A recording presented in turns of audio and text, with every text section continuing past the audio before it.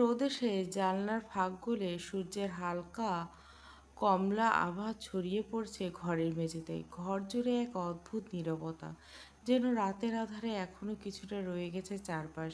নির্ণয় চোখ পিট পিট করে খুলে দু হাতে মাথা চেপে ধরে ধীরে ধীরে উঠে বসে বিছানায়। ঝিমঝিম করছে মাথা, আশেপাশে নজর বুলিয়ে নিচ্ছে সে। হঠাৎ ওর চোখ পড়ে সোফার দিকে। সেখানে বসে আছে আয়ান, অপূর্ব আর রিয়ান। তিনজনের মুখে গম্ভীর ক্লান্তির ছাপ, অথচ গলায় নিচু গুঞ্জনে তারা কিছু একটা নিয়ে আলোচনা করছে।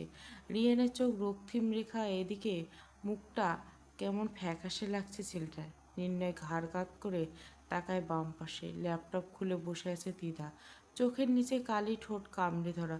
কিছু খুঁজছে, কি যেন বোঝার চেষ্টা করছে।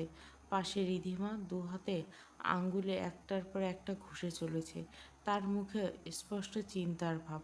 মাঝে মাঝে তিধার স্ক্রিনের দিকে তাকাচ্ছে, আবার কখনো এক দৃষ্টিতে তাকিয়ে থাকছে জানলার বাইরে। হঠাৎ নীরবতা ভেঙে তিধা বলে উঠল, ডেটা ট্র্যাক করেছি, লোকেশন মেলাতে পারছি না, মনে হচ্ছে সিগন্যাল ব্লক করা হয়েছে। দু হাতে মাথা চেপে রাতের সকল কথা মনে করছে নির্ণয়। একটু সময় লাগলো, ধীরে ধীরে মনে পড়ে যায় সব কথা। রোজাকে না থাকা, রিয়ানের ঘরে আসা, ইঞ্জেকশন পুশ করা, সব মনে পড়ে যায়। রোজার মিসিং ভাবতে চোখ জোড়া লাল হয়ে ওঠে। শরীর ঝাড়া দিয়ে বিছানা দিয়ে উঠেছে রে।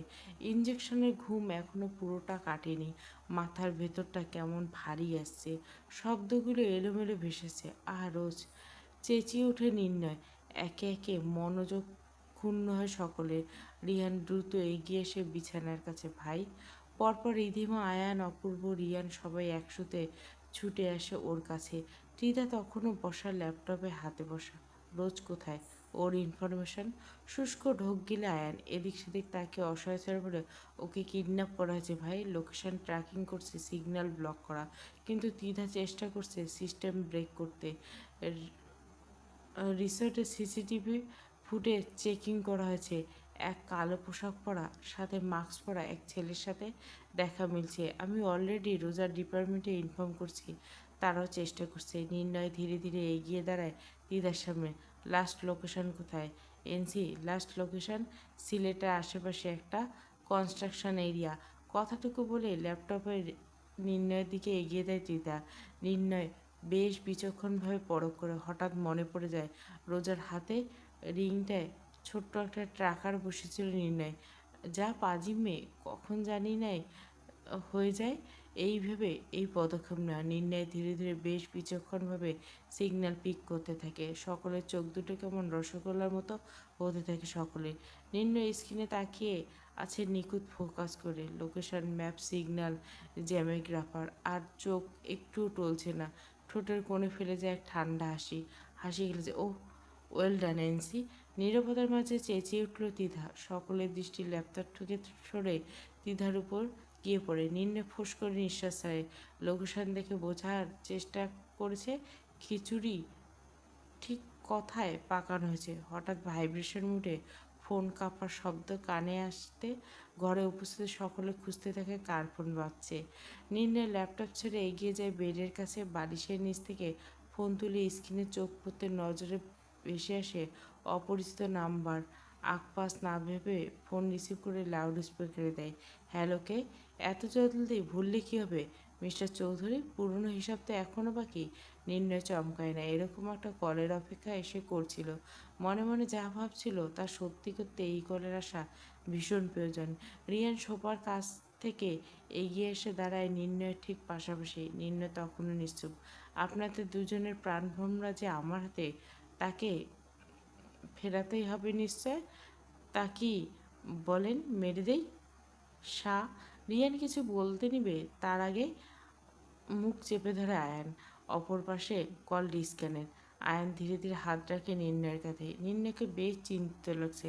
ছেলেটা কি ভয় পাচ্ছে? আয়ান কম্পিত কণ্ঠে বলে, প্লিজ ভাই, নিজে সামলা, নাহলে রোজকে কীভাবে খুঁজবি? টেনশন নিস না, আল্লাহ সহায় থাকলে সব হবে। আয়ানের কথা একটু চমকায় না নির্ণয়। ঠোঁটের কোণে ফুটে ওঠে আবারও সেই চিরচেনা বাঁকা, যার নজরে এড়ে না। সে বিড়াল নয়, বাঘিনী। টেনশন তার জন্য নয়, বাকিদের জন্য হচ্ছে। নির্ণয় ধীরে ধীরে আয়নের কাছ থেকে হাতটা সরিয়ে নেয়। চোখ নামে হাতের মুঠে ফোনের দিকে তাকে পকেট ঢুকিয়ে নিয়ে বল, চল।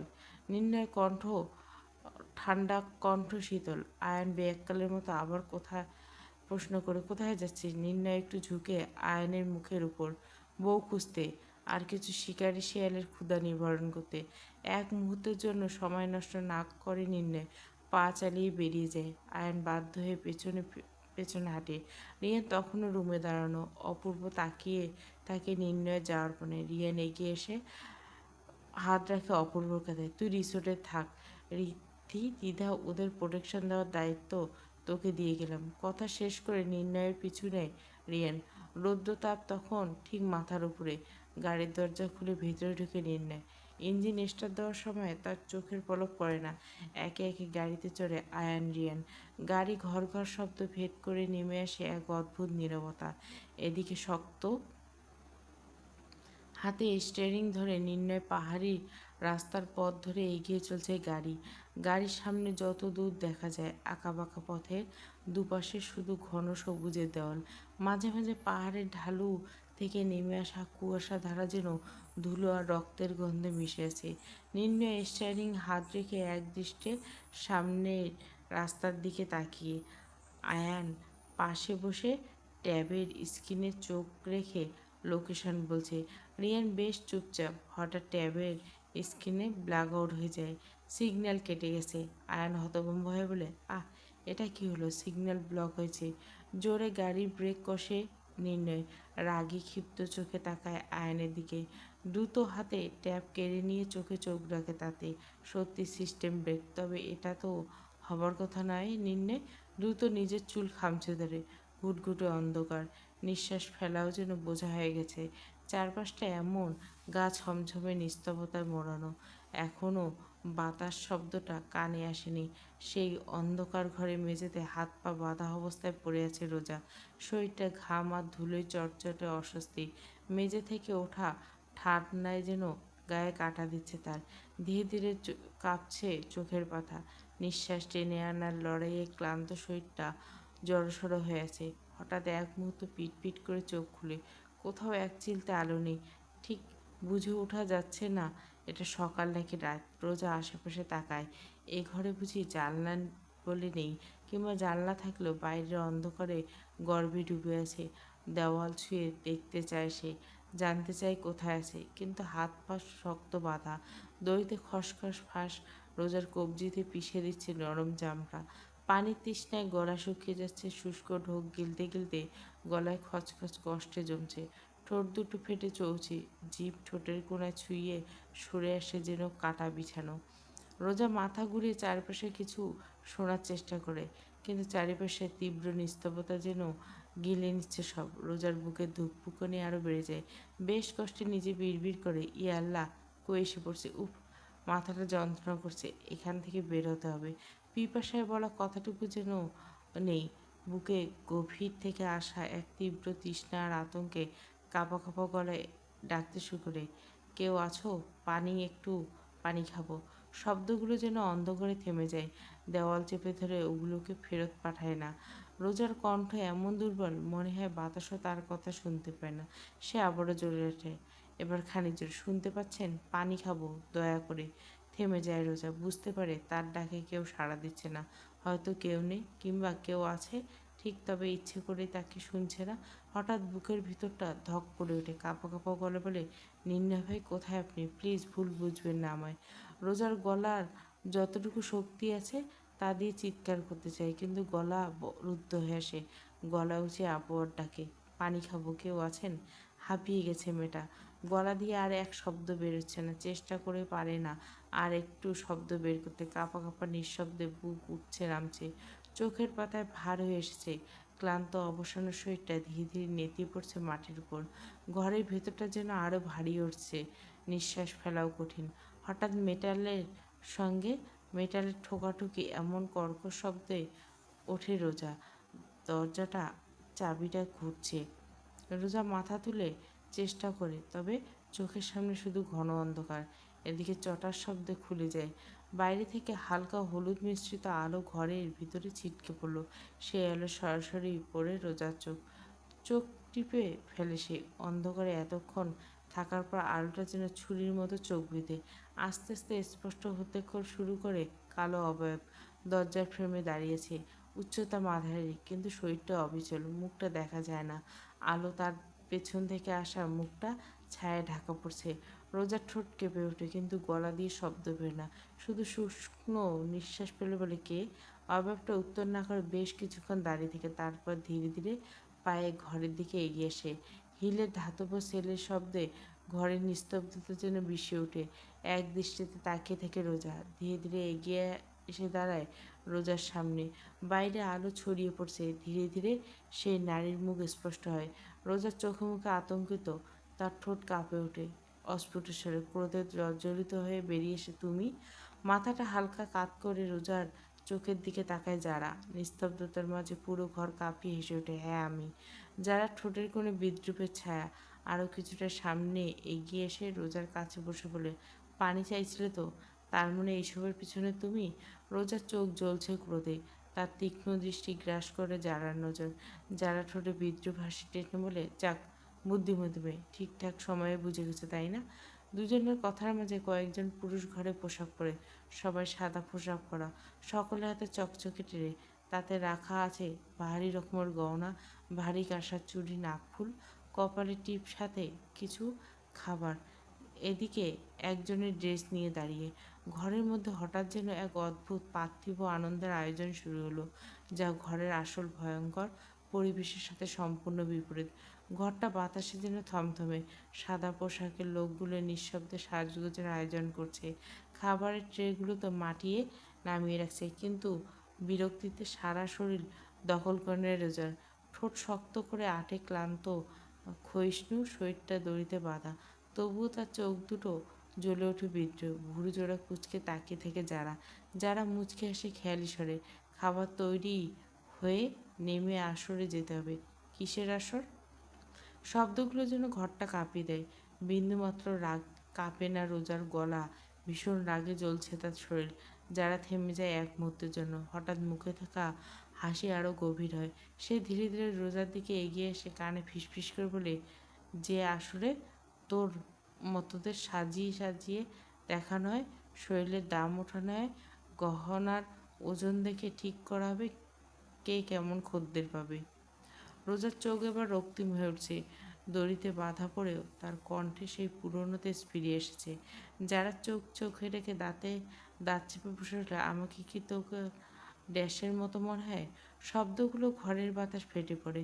যারার মুখ হঠাৎ থেমে যায়। পরের মুহূর্তে চোখ জ্বলে ওঠে, যেন স্ফুলিঙ্গের আগুন পড়েছে। সে তীব্র ক্ষিপ্ততায় ঝাঁপিয়ে পড়ে রোজার উপর, শক্ত হাতে রোজার গাল চেপে ধরে। আঙ্গুলগুলো রোজার গালে গভীরভাবে বসে যায়।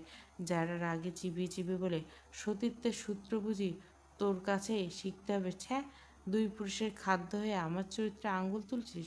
কিছু থেমে যারা গালে চাপ আরও কিছুটা বাড়িয়ে বলে, তোর মতো রেহান আমার হাত থেকে পিছলে গেছে। রোজার চোখ আরও তীব্র অবজ্ঞার ছায়া নেমে আসে।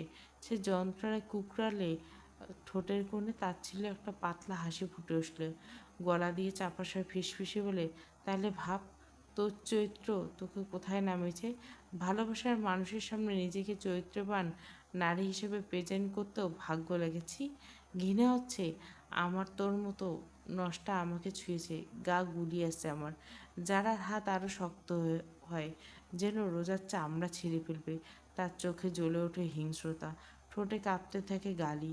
ঘর জুড়ে ভারী নীরবতা নেমে আসে, যেন ঝড়ের ঠিক আগে সব কিছু স্তব্ধ হয়ে যায়। তাই নাকি সতীত্বের এত অহংকার? আজ তোকে আসরে ছাড়া হবে, দর তোলা হবে তোর, তোর ব্যক্তিত্ব হারাবি। যারা ধীরে ধীরে রোজার দিকে এগিয়ে আসে, তার চোখে বিদ্রুপের ছায়া, ঠোঁটে বিষাক্ত হাসি। সে মাটিতে বসে থাকা রোজার কাছে নেমে এসে নিজ হাতে দড়ির বাঁধন খুলে দেয়। বাঁধন খুলতে দুজন সাদা পোশাক পরা পুরুষ দ্রুত এগিয়ে এসে চেপে ধরে রোজার দুই বাহু। কিছুটা বাঁকা হাসে রোজা, ডানে বাঁয়ে ঘাড় কাত করে পর্যবেক্ষণ করে। পুরুষটির দুষ্ট হাসি হেসে তাকায় সামনে থাকা রোজার দিকে। যারা গিয়ে ধীরে ধীরে হাত ধুয়ে আসে, প্লেটে খাবার বেড়ে এক লোকমা খাবার তুলে ধরে রোজার সামনে। আপাতত খেয়ে শক্তি সঞ্চয় কর পাখি, এরপর আর সুযোগ হবে? কিছুটা মুচকি হাসে রোজা। কেন নয় সুইডার, আমি প্রস্তুত তোমার আসরের জন্য। কপালে চিন্তার ভাঁজ পড়ে যারার। সেদিকে পাত্তা না দিয়ে রোজাকে খাওয়াতে ব্যস্ত হয়ে যায়। শত্রুর সাথে বিষকে মনে হয় মিষ্টি, তাই না সুইডার? সন্ধিহান চোখে রোজার দিকে তাকায় যারা। টুক করে চোখ টিপে বেয়াক্কেলে এক হাসি দিয়ে আবারও বলে, না মানে বলেছিলাম খাবার ভীষণ সুস্বাদু। বিকেলে আলো পেরিয়ে সন্ধ্যার আগমনী ঘটে। অন্দরমহলে চারপাশটা আলোয় সজ্জিত হয়েছে। চারপাশ ঘিরে বসে আছে বেশ নামিদামি লোকজন। ইব্রাহিম তালুকদার পাশে এক আসনে বোধে মদের বোতল বসে বক বক করছে। ঠিক তার পাশে হ্যাংলা পাতলা এক লোক বসা, পরনে স্যুট টাই। বয়স বা কতই হবে, 30-32। ওয়াইনের গ্লাসে এক চুমুক দিয়ে ইব্রাহিম তালুকদারের উদ্দেশ্যে বলে, আজকে আসলে টুইস্ট কোথায় তালুকদার সাহেব? মুচকি হাসে ইব্রাহিম তালুকদার, কপালে কিছুটা ভাঁজ করে তাকায় উপরের ঘরে। ঠিক তারপর মুহূর্তে আবার সামনের দিকে তাকিয়ে হ্যাংলা পাতলা লোকটির উদ্দেশ্যে বলে, আর ধৈর্য ধরুন সাহেব, ধৈর্য ধরুন। শুনছি ধৈর্যের ফল নাকি মিষ্টি হয়। আজকে আপনার জন্য মিষ্টি অপেক্ষা করছে, সেই কড়া এক জিনিস। ঠোঁট গালিয়ে শয়তানি এক হাসি খেলে যায় হ্যাংলা পাতলা লোকটির মুখে। ইব্রাহিম তালুকদার আসন ছেড়ে উঠে দাঁড়ায়, এগিয়ে যান সিঁড়ির দিকে। দোতলা ঘরে রোজাকে সাজানো হচ্ছে বাহারি সাজে। সাথে গা ভর্তি গহনা ঠিক করে বাইজি ঘরের কোনো বাইজিকে সাজানো হচ্ছে। পরানো হয়েছে সাদা রঙের এক চুড়িদার, যারা বেশ যত্ন নিয়ে সাজাচ্ছে রোজাকে। রোজা যেন বাধ্যমের মতো ফুটিয়ে তুলছে নিজেকে।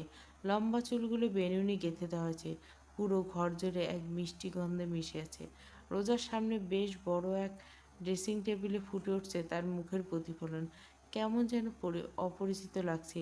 সোনালি রঙের ঝুমকো কানে দুলছে, কপালের মাঝখানে ছোট্ট এক টিপ। গলায় বসানো হয়েছে ভারী পাথরের নেকলেস, যা তার বুক ঢেকে রেখেছে প্রায়। হাত চুরির শব্দ টুংটাং করে উঠছে সামান্য নড়াচড়াতে। কোমরের কাছে বেঁধে দেওয়াতে হয়েছে চওড়া সোনালি কোমরবন্ধ, যা তার শরীরকে আরও বেঁধে ফেলছে গোপন সিঙ্গলের মতো। পায়ে জড়ানো হয়েছে ঘুঙুর, সামান্য নড়তেই যেন গোপন সুরে বেজে উঠছে। রোজার কাঁধের উপর হালকা কিছুটা ঝুঁকে চুলের বেনিতে লাল ও সাদা গাঁজা গোলাপ গুচ্ছ গুজে দেয় যারা। রূপ যেন ধরছেই না মেটা। এজন্য সাক্ষাৎ এক পরীর দেখা মিলছে। সাদা চুড়িদারের ভাঁজে গহনা ঝিলিকের চোখের কাজলের গভীরে যেন এক অদ্ভুত জ্যোতি লুকিয়ে আছে। যারা থেমে গেছে, তার হাতে থাকা চিরুনি মাঝ আকাশে থেমে যায়। চোখ শুধু রোজার মুখে আটকে। সাজানো শেষ হতে কয়েক মুহূর্তে ঘরটা যেন নিস্তব্ধ। শুধু দূরে কোথাও ঘুঙুরের ক্ষীণ শব্দ ভেসে আসছে। যারা ধীরে ধীরে রোজার চারপাশ ঘুরে দাঁড়ায়, যেন প্রতিটি দিক থেকে তার এই অপরূপ রূপ ধরে রাখতে চায় সে। রোজার ঠোঁট সামান্য কাঁপছে, শ্বাস ধীরে ধীরে ওঠানামা করছে, চোখ ভয়ঙ্কর রকমের শীতল। বসা হতে উঠে দাঁড়ায় সে, কিছুটা পিছিয়ে গিয়ে যারা। রোজা হালকা ঝুঁকে তার উপর চোখে চোখ রেখে বলে, শ্বাস মনে ধরেছে তো তোর? ভরকে যায় যারা। কেন জানি না, রোজকে একদম বুঝে উঠতে পারে না। যারার বুকের ভিতরে অদ্ভুত শিরশির অনুভূতি ছড়িয়ে পড়ে। দরজায় টোকা পড়ছে, সকলের মনোযোগ শূন্য। যারা এগিয়ে গিয়ে দরজা খুলে, ইব্রাহিম তালুকদার এসেছে। বাবা তুমি? নেশা না জড়ালেও কেবল দুলছে ইব্রাহিম তালুকদার। বেয়াক্কেলা হাসি দিয়ে তাকায় যারার দিকে ভাঙা ভাঙা গলায় বলে, হে মাই গার্ল, রাতের অতিথিকে জলদি নিচে পাঠা। নাক ছিটকায় যারা। ইব্রাহিম তালুকদার মুখ হতে ভেসে আসছে মদের গন্ধ। দূর হতে পুরো কাহিনী দেখছে। কোনো এক কারণে যারাকে তার ভীষণ মনে ধরেছে। এখন আপাতত সেই চিন্তা থেকে মাথা থেকে সরিয়ে নিজেকে বাঁচানোর চিন্তায় মশগুল তুমি। তুমি যাও, আমি আসছি ওকে নিয়ে। যারার কথায় কুটিল হাসে ইব্রাহিম তালুকদার। কোনো প্রকার কথা না বলে যায় সে নিচে। নিচ হতে মিউজিকের শব্দ কানে আসছে। এদিকে রোজা গুনগুনিয়ে সুর মেলাচ্ছে গানে। আয়নায় একবার পরখ করে নেয় নিজের সাজসজ্জা। যারা এগিয়ে আসে,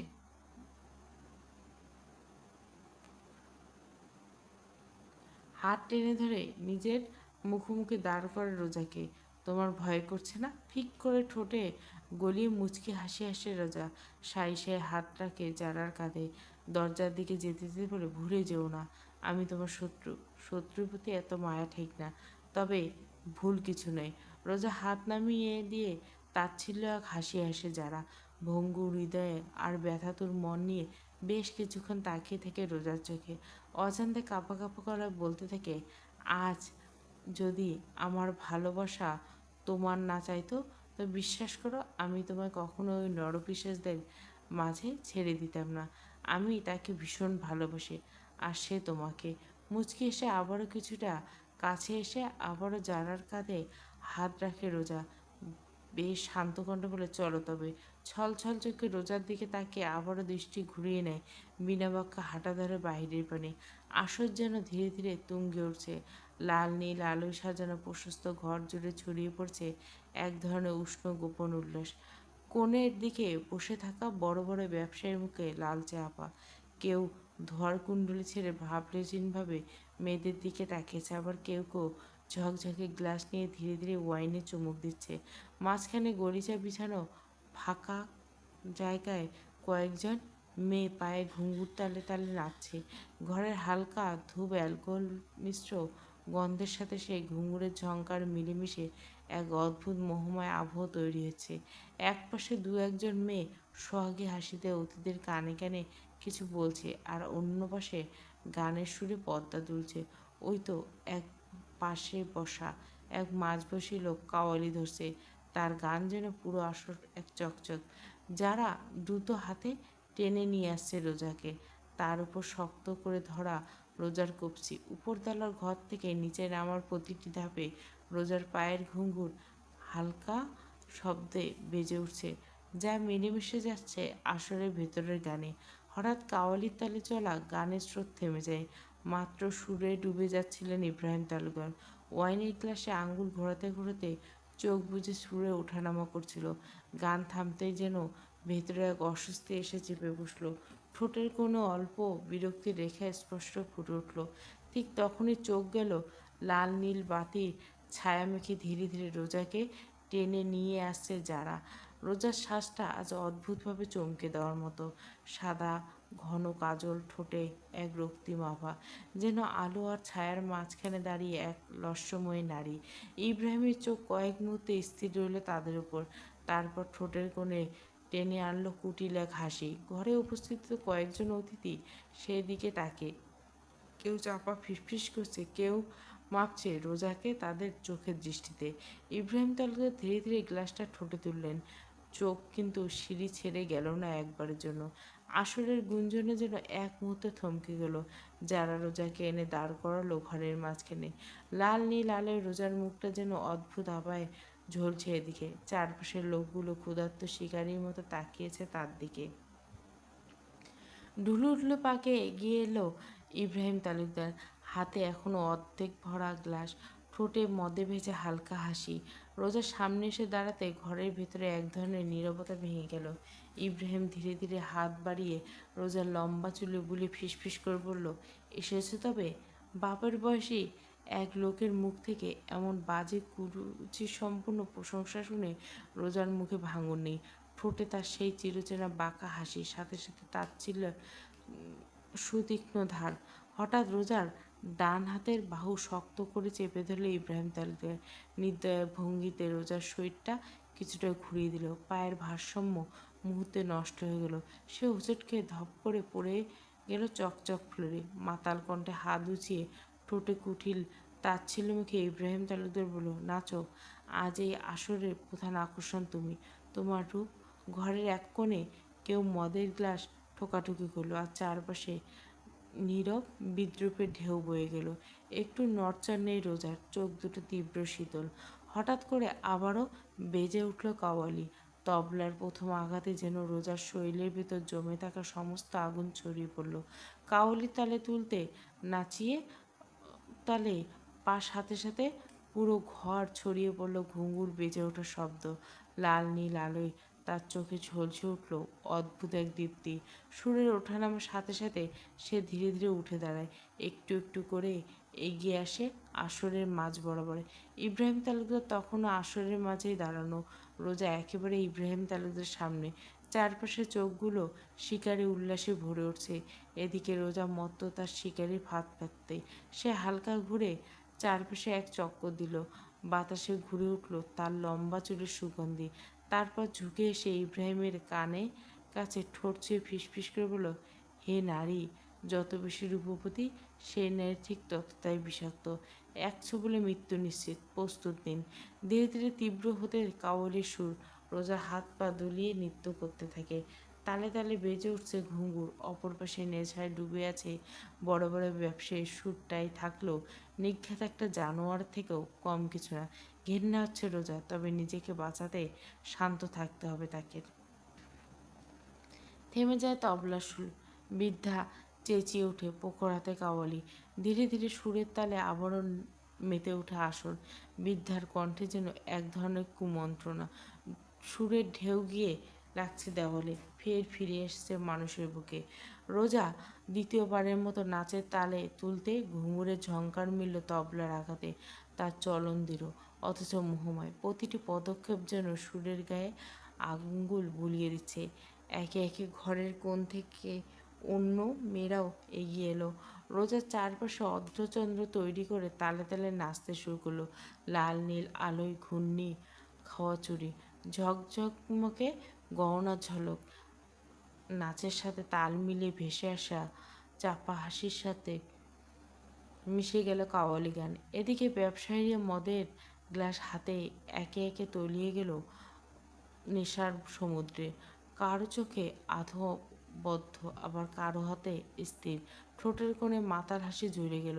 টেবিলের উপর বরফ গলে পানি পড়ছে, কেউ খেয়াল করছে না। মদের গন্ধে এত ভারী যে ধূপের গন্ধও ঢোপে টেকে না। রোজার চোখ জোড়া ধীরে ধীরে লাল হতে লাগলো। নিখুঁত চোখে পর্যবেক্ষণ করতে লাগলো ঘরের প্রতিটি কোণা। তার পায়ের তাল, দেহের বাগ আর অভিব্যক্তি সবাই যেন এক হিসাবি ছন্দে বাঁধা। চারপাশে মদের ধোঁয়ার মাতাল উল্লাসে ঢেকে যাওয়া আসর। সে নাচের ভিতরে লুকিয়ে রাখা এক অদৃশ্য বার্তা। লোকেশন আরও ট্র্যাক করছে নির্ণয়। জিপিএসের শেষ সিগন্যাল দেখিয়ে এই রাজকীয় পুরনো দিনের গৌরবময় বাড়িটিকে। বেশ কিছুক্ষণ আগে থেকে তার গাড়ি এসে থেমে গেছে বাড়ির সামনে, তবে দরজা খুলেনি। ভেতরে আলো আঁধারির ফাঁক গুনে চারপাশে ছায়ার নড়াচড়া মাপছে।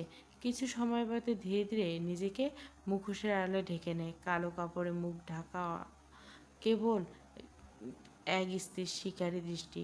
এদিকে রিহান এসে পৌঁছায়, তবে কিন্তু কিছুটা পরে। আজ তাদের দুজনের গন্তব্য একই, তবু তারা একসাথে নয়। একে অপরের উপস্থিতি নিয়ে যেন বিরক্ত। অপরদিকে ইব্রাহিম তালুকদার আজ নিজেকে সঁপে দিয়েছে এক মত্ত ধ্বংসের খেলায়, যে খেলায় বহু বছর আগে হারিয়েছিল 5 জনের প্রাণ। আজ দুই পুরুষের মধ্যে প্রকাশ্য ঝগড়া নেই, কিন্তু শত্রুতা কি কোনোদিনও আসলে শেষ হবে? নির্ণয় ধীর পায়ে নেমে দাঁড়ায় গাড়ি হতে, অন্ধকারের মধ্যে নিজেকে মিলিয়ে নেয়। রোহানও তার বেশ কয়েক মুহূর্ত পরে বের হয় গাড়ির ভেতর থেকে। তার গাড়ি হলুদ আলোতে দুজনে মুখোমুখি, যেন পাশাপাশি দাঁড়ানো বাঘ আর সিংহ। দুজনের চোখে একই তীক্ষ্ণ দৃষ্টি, শিকারী স্থিরতা। তবে যতই হোক, রাজত্ব কিন্তু সিংহের। ক্ষমতা, গর্জন, প্রতিধ্বনি, তার সব দিকেই ঝুঁকে আসে। এক মেয়ের জন্য পাগল হয়ে গেছে এই দুই প্রাণ। রক্তে অহংকার আর দখলদারিতে জড়িয়ে গেছে তাদের জীবন, ভালোবাসা। সে শব্দ এখন তুচ্ছ, কারণ যেটুকু আছে তার ভেতরে নেই কোমলতা, আছে কেবল অধিকার আর দখলের যুদ্ধ। দুজনে কারো নেই কোনো কমতি। একজন বন্য আগুনের মতো, অন্যজন বরফ ঢাকা বিষের মতো। রিয়ান কিছুটা এগিয়ে এসে হাত রাখলো নির্ণয়ের কাঁধে, চোখে ঠান্ডা কৌতূহল। সামনে দাঁড়ানো রোহানকে সে কিছুক্ষণ নীরবে মেপে নিল। কোনো কিছুর জন্য রোহানের চোখ আড়াল হল না। সে এক পা এগিয়ে এসে গাড়ি ধারে হেলান দেয়। ফোঁস করে এক নিঃশ্বাস ছাড়ে। রাগে গজগজ করছে সে। বাঁকা হাসে রোহান, কিছুটা নাটকীয় ভঙ্গিতে বলে, গন্তব্য যখন এক, শিকারও যখন এক, নিশানা তো একটাই, তবে কি আমাদের এক হয়ে কাজ করাটা সেও নয়? রেহানের দিকে তেড়ে যেতে নেই নির্ণয়। এ প্রস্তাব যেন একদম মেনে নিতে পারছে না। তবে মাঝপথে বাধা হয়ে যায় রিয়ান। ভাই, কী করছো? নির্ণয় বুক ওঠানামা করছে দ্রুত শ্বাসে। চোখ এখনও রেহানের দিকে স্থির। মাথা ঠান্ডা করো, ও ঠিক কথাই বলছে। ভিতরে রোজ কী অবস্থায় আছে আমাদের জানা নেই। বাঁকা হাসি খেলল রোহানের ঠোঁটে। গলায় হালকা কর্কশতা মিশিয়ে সে বলল, বোঝাও শালা বউ, বোঝাও। ভেতরে কিন্তু আমার জান পাখি রয়েছে, তার বিন্দু পরিমাণ ক্ষতি চাই না আমি। বুঝাও তোমার ভাইকে। তার চোখে এক অদ্ভুত শীতল দৃষ্টি, যেন কথার ছুরি মেশানো। চারপাশে ভারী বাতাস এলো। রেহানের বুকের ভিতর কেমন ঠান্ডা কাঁপুনি নামতে লাগলো। হঠাৎ কালো কাপড়ে মোড়ানো এক অচেনা আবয়বের দেখা মিলল বাড়ির প্রবেশদ্বারের কাছে। সেদিকে তাকিয়ে নির্ণয় থমকে যায়। তার দৃষ্টি মুহূর্তে কঠিন হয়ে ওঠে। ঠোঁটের কোনো সতর্ক ছাপ। ঈশায় সে রিয়ানকে দরজার দিকে তাকাতে বলে। রিয়ানও থেমে যায়। শরীরে সবচেয়ে বেশি টান হয়ে দাঁড়ায়। মুহূর্তে রেহানের চোখের ভাষা যোগাযোগ হয়। নীরব, তীক্ষ্ণ, প্রস্তুত। পারি যেন বোঝা না ওই কালো রঙের মানুষটা শত্রু নাকি দূত। ধীরে ধীরে ছায়া মানব প্রবেশ করতে থাকে বাড়ির ভিতরে। নির্ণয় মাথার টুপি টেনে ধীরে ধীরে এগিয়ে যায়। সেদিকে প্রবেশ করে তেমন পাহারা নেই। ভিতরে হয়তো কোনো বিপদ ওত পেতে আছে। রেহানও পরে নেয় মাস্ক। একটু একটু করে এগিয়ে যায় বাড়ির দিকে। বেশ শান্ত নীরবে এগিয়ে চলছে তিনজন। এদিকে গাড়িতে ভেতরে বসে থাকা নির্ণয়ের কানে ব্লুটুথ ইয়ার থাকায় গাড়িতে বসে নির্দেশনা দিচ্ছে সে। সেই নির্দেশনা মোতাবেক এগিয়ে চলছে তিনজন। আর যেন শত্রু বন্ধ হয়ে গেছে। তিনজনের পদক্ষেপ সমান্তাল চলছে। কিছু দূর এগোতে কানে ভেসে আসলো কাওয়ালি সুর। সেই বাড়ির উপরতলা থেকে আসছে। যেন নিচতলায় বেশ ভাবায়। তিনজনকে কোথাও কোনো গার্ড নেই। এর মানে কি? ভেতরে প্রবেশ করছে তিনজন। ছায়াটা কোথাও যেন হারিয়ে গেল। আশ্চর্য ব্যাপার, বিনা বাধায় অন্ধকারমহলে প্রবেশ করছে তারা। চারপাশে বেশ বড় বড় ব্যবসায়ীর ভিড় জমছে। তাদের মাঝখানে নাচ করছে বেশ কয়েকজন মেয়ে। এদিকে বাবার পাশে বসে মদে হাতে বসে আছে যারা। এই মেয়েকে এখানে দেখে এক মুহূর্তে মাথায় খুন চেপে যায় রেহানের। হঠাৎ গুলির শব্দে চারপাশ কেমন স্তব্ধ হয়ে যায়। ব্যবসায়ীরা সবাই যে যার মতো নিজেকে গুটিয়ে নেয়। একজন পুরো মাতাল হয়ে গেছে, কিন্তু যান বাঁচাতে নিজেকে গুটিয়ে নিচ্ছে। নাচনেওয়ালি মেয়েরা থেমে যায়। এ কি? আশেপাশে কোথাও রোজা নেই? এই তো সময় আগে নেশায় মাতাল হয়ে ইব্রাহিম তালুকদার। তবে হঠাৎ নিজেকে সামলে তুলে সে মোক্ষম সময়ে অপেক্ষায় ছিল। তিনি ধীরে ধীরে উঠে দাঁড়ায়। যারা মুখোশের আড়ালে থাকা তিন ব্যক্তিকে চিনতে বেশ কষ্ট হয়, তবে ইব্রাহিম তালুকদার একটুও চিনতে ভুল করে না কে তারা। হাসি হাসি মুখে এগিয়ে এসে নির্ণয়ের কাছে বেশ উচ্ছ্বসিত করা উঠিয়ে বলে, welcome welcome mister Chowdhury, welcome. এই সময়ের অপেক্ষা ছিল এত বছরের। শক্ত হাতে নির্ণয়ের হাতে পেশিগুলো কেমন ফুলে উঠছে। মুষ্টিবদ্ধ করে নিয়েছে হাত। নাচের আসর ভেঙে গেছে। অনেক সময় একে একে চলে গিয়েছে সবাই। যারা ধীরে ধীরে এগিয়ে এসে দাঁড়ায় বাবার পাশে। ইব্রাহিম ইব্রাহিম তালুকদার হাত বাড়িয়ে জড়িয়ে নেয় মেয়েকে। তো মিস্টার চৌধুরী, এভাবে চোরের মতো লুকিয়ে বুঝি প্রাণ ভ্রমরা বাঁচাতে এসেছেন? একটানে নিজের মুখোশ খুলে ফেলে নির্ণয় দ্রুত গিয়ে ধরে ইব্রাহিম তালুকদারের পাঞ্জাবি গলা। কুত্তার বাচ্চা, আমার রোজ কই। ফিক করে হেসে দেয় ইব্রাহিম তালুকদার, যেন কোনো মজার কৌতুক করছে। আলগা হয় নির্ণয়ের হাত। নির্ণয় কিছুটা ধাক্কা দিতে পিছন সরাতে ব্যালেন্স হারায় পড়ে নেয় সে। তবে তার আগে দু হাতে আগলে নেয় রোজা। পাখিকে খাঁচায় পড়ছি, সিংহ পশুর খাদ্য বানাতে সিংহের মুখে ফেলছি। অগ্নি চোখে ইব্রাহিম তালুকদারের দিকে তাকায় রেহান। ইতিমধ্যে নিজেকে সামনে নিয়েছে নির্ণয়। তেতে ওঠে রেহান। আমার ফুলে বিন্দু পরিমাণ টাচ লাগলে তোর আর তোর মেয়ের কলিজা শেয়াল কুকুরের খাদ্য হবে। হো হো করে পুরো ঘর কাঁপিয়ে হেসে উঠে ইব্রাহিম তালুকদার।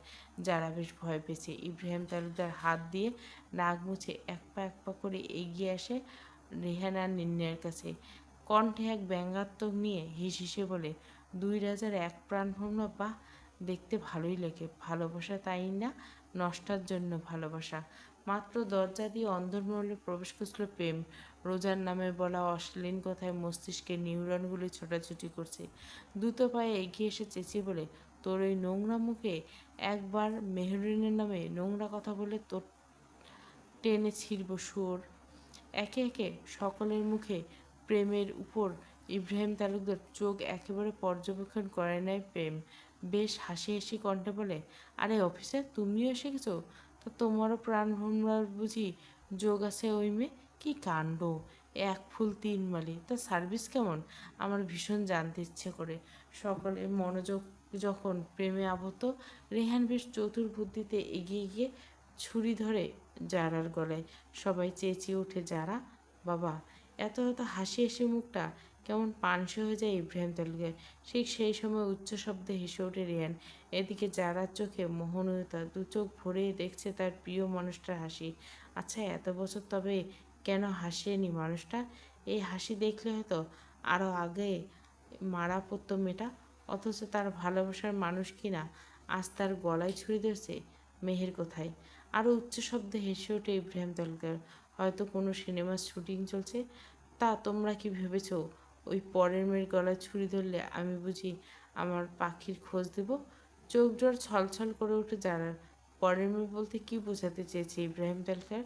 কাঁপা কাঁপা বলে পরের মেয়ে? এসব কি বলছো বাবা? হাসি থামিয়ে কঠিন চোখে যারার দিকে তাকায় ইব্রাহিম তালুকদার। কাট কাট কণ্ঠ বলে, তুই আমার মেয়ে না, তোকে অ্যাডপ্ট করেছিলাম। আমার ছেলে তো কত আগে ওই দুই জানোয়ার রেখেছে। তোকে দিয়ে আমার কাজ সম্পূর্ণ করব, তাই তোকে রেহানকে নজরে রাখতে পাঠিয়েছিলাম। আর এদিকে ছোট্ট সিংহের কাছে পাঠিয়েছিলাম আমারই বোনের ছেলে। ঠিক সে মুহূর্তে পরনে গেঞ্জি আর কালো ট্রাউজার পরে সিঁড়ি বেয়ে নামতে থেকে অপূর্ব। অপূর্ব পেছনে হতে ফিসফিস কণ্ঠে বেশ দুই একবার নামটা বিড়বিড় করে রিহান। মুহূর্তে মাথায় আসে দ্বিধা আর রিদিমার কথা। ব্রো। পাখি কথার বলার মাঝপথে তাকে থামিয়ে দিয়ে ইব্রাহিম তালুকদার, কী ভাবছো? তোমার বউ আর বোন? আবারও হো হো করে হেসে ওঠে ইব্রাহিম তালুকদার। অপূর্ব এগিয়ে এসে দাঁড়ায় ইব্রাহিম তালুকদারের পাশাপাশি। ইতিমধ্যে তিধা আর রিদিমাকে নিয়ে বেশ কয়েকজন গার্ড, মুখে টেপ লাগানো দুজনে। কিছুটা ঝুঁকে ফিসফিসিয়ে ইব্রাহিম তালুকদার মনে পড়ে সেই দিনের কথা। অতীত, বেশ বহু বছর হয়েছে। এক অতীত যা বদলে দিছে এক পরিবারের সাথে এক ছেলের সম্পর্ক। ভঙ্গুর হয়েছে দুটো ছেলের বন্ধুত্ব। বছরের পর বছর পেরিয়ে গেছে, তবু অতীত যেন এখনও পিছু ছাড়েনি। নির্ণয় রেহানের বয়স যখন খুব অল্প, রোজা যেহেতু পরিবারের সকলের ছোট, সেই মোতাবেক আদরটা সবচেয়ে বেশি। সকলের চোখের মনির হওয়ার সাথে দুই পুরুষের প্রাণ। কাহিনী সঞ্চার হয় নির্ণয়ের বিয়ের পর। সেবার রোজাকে বাগান থেকে ফুল তুলে দিয়ে রেহান নিয়ে গেছিল চৌধুরী বাড়ির উত্তরে সেই বকুল গাছটার নিচে। গাছের নিচে পুরো ছড়িয়ে ছিটিয়ে থাকা ফুলগুলো রোজার ছোট ছোট হাতে তুলে দিয়ে বলে, প্ল্যানিং ছিল রেহানের বড় বিল্ডিংয়ের মাঝের দিকটায় বেশ ফাঁকা, তবে উত্তর একধারে তালুকদারের গুদাম। বড় একটা বিল্ডিং পেরিয়ে ঠিক গুদাম ঘরের কাছে আসতে কেমন ভয়ে ছিটিয়ে যেতে লাগলো ছোট্ট রোজা। বারবার বলেছিল, এটা কোন জায়গা, আমি যাব না। রেহান শুনবার পাত্র নয়। হঠাৎ রোজার কান্না তোর বেড়ে যায়। রেহান বেশ শান্ত করতে চাইছে মেয়েটাকে, তবে মেয়ে চুপ হবার নাম নেই। মাত্র রোজাকে কোলে তুলে নিয়েছিল রোহন, এমন সময় তার হাটকে দেয় ইমন। ইমন তালুকদার। বয়সে রোহান নির্ণয়ের বেশ ছোট। ছোট রোজা গুটি গুটি গিয়ে বারবার খামচে ধরে রেহানের শার্ট। ইমন বেশ জোরে এক ধাক্কা দেয় রেহানকে। কিছুটা পিছিয়ে যায় সে। তাকে পেঁচিয়ে থাকা রোজা গিয়ে ছিটকে পড়ে মাটিতে, মাথাটা বেশ কেটে যায়। রেহান এগোতে গেলে ইমনের সাথে থাকা তার এক বন্ধু আটকে দেয় তাকে। তখনও মাটিতে বসে ফুঁপিয়ে কাচ্ছে রোজা। ইমন এগিয়ে এসে চেপে ধরে রোজার গাল। ফর্সা গালে চাপ পড়তে মুহূর্তে লাল বর্ণ হতে থাকে। বেশ লম্বাটে এক চুমু খায় রোজার ঠোঁটে। ইমনের বয়স তখন কতই বা হবে, জোর 15।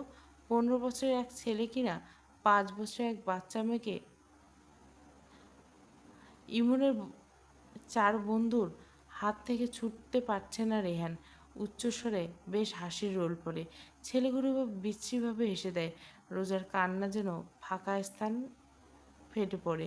বেশ ঝাড়া দিয়ে নিজেকে ছাড়িয়ে নেয় রোহন। ছুটে গিয়ে বসে পড়ে রোজার কাছে। কান্না করে লাল হয়ে উঠছে মেয়েটা। প্রণয়ের প্রথম পুরুষ পর্ব 18। আর একটাই পর্ব আসছে, সেটা লাস্ট পর্ব। আর পুরো